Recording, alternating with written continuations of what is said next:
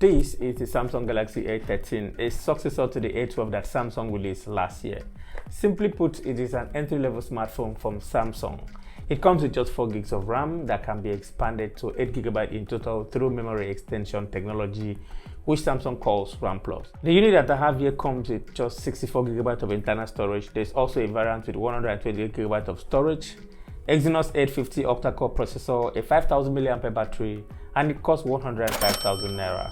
Is that a bargain?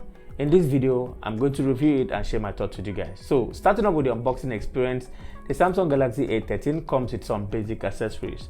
We have the 15-watt fast charger, a USB Type-C charging cable, a user stats guide, and a SIM ejector tool. I would say that Samsung knows how to make decent smartphones.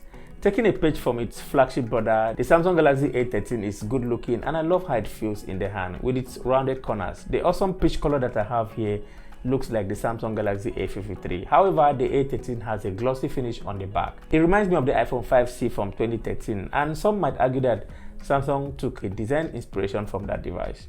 What do you think? Okay, so on the right side of the device, we have the power button and the volume rocker keys. The power button also serves as the fingerprint scanner. The fingerprint scanner is quite fast and responsive all the time, and at this price point, it offers an acceptable unlocking speed. At the bottom of the device, you have a headphone jack, a microphone, a USB Type-C charging port, and a speaker grill.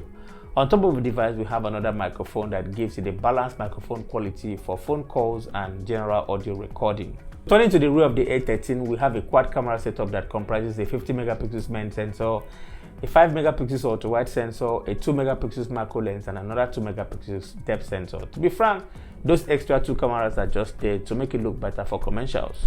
To the front of the device, we have a 6.6-inch PLS LCD display with a teardrop notch. On the notch houses an 8 megapixel selfie camera. The display is quite decent at this price point, and I must say it is better than its predecessor and what the competition offers at the same amount. It is a 1080p display with a pixel density of 400 protected with a Corning Gorilla Glass 5. It is sharp and bright for outdoor use, and consuming media content is very enjoyable on the display.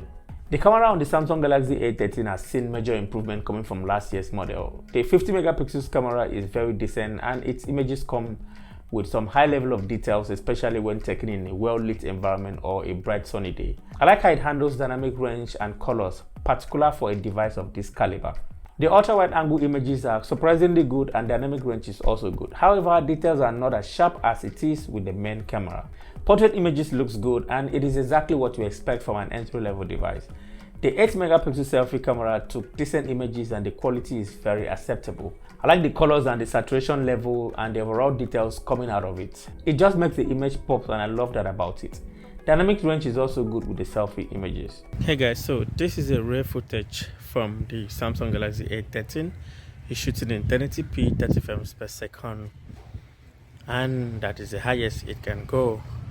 Actually, when you're shooting in 1080p, there's also no video stabilization on this low-end device from Samsung. Alright, so this is the front-facing camera of the Samsung Galaxy A13, shooting in 1080p 30 frames per second. And the footage looks okay. 1080p 30 frames per second, it's okay. Looks great. Dynamic range seems to be a little bit better, but you guys should let me know what you think about it in the comment section below. Now let's talk about performance. The Samsung Galaxy A13 comes with Exynos 850 chipset, which is an 8nm processor paired with 4 gigs of RAM that can also be expanded to 8 GB through virtual memory. The Exynos 850 CPU is an efficient processor. It promises to deliver better performance than last year's model while consuming less energy. Performance is generally fine for what it is, and you shouldn't be expecting too much from this type of device. When it comes to real-life performance, I would say it is fast and responsive. Playing games, launching apps, and general media multitasking performs very well, but it doesn't mean it is entirely smooth. So far, I've gotten 2 software updates which has actually helped improve device stability and general performance. As you can see from the synthetic benchmark scores here, it is more than capable for basic tasks like web browsing, some light gaming, and it also handles multitasking thanks to the extra memory. Playing heavy titles like PUBG and other CPU demanding games will have a hit on performance. I played Call of Duty Mobile on low graphic settings and medium frame rate, and the gameplay was very okay.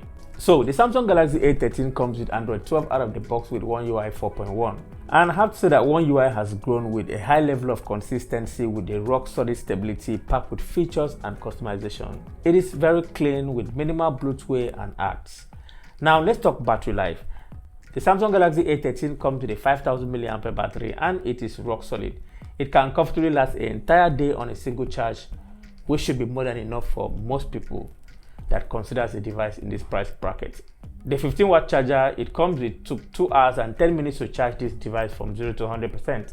So when it comes to battery, it is something you shouldn't worry about. So in conclusion, the Samsung Galaxy A13 offers impressive specs and performance that appears like a worthy upgrade from its predecessor. I like how it looks, I like the subtle performance jump and the promised 2 years update from Samsung. You get a clean UI with no intrusive art. At 105,000 Naira or $210, I think it is a little bit too expensive for most people. However, I still think it is well worth it. So that is it from me. Thank you so much for watching. If you enjoyed watching this video, give me a like and subscribe to the channel. Thank you so much for watching again, and I will talk to you in the very next one. Bye-bye.